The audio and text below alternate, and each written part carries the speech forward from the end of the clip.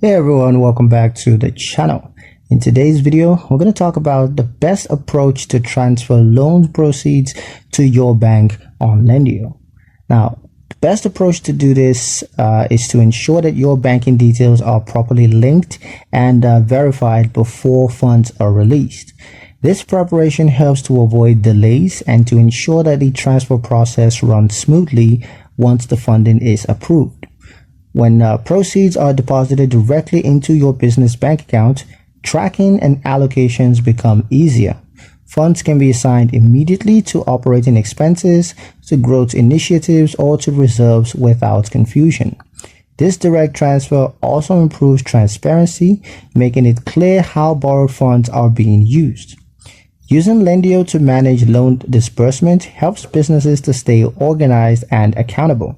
With funds securely transferred and clearly tracked, owners can focus on using capital effectively rather than managing administrative details.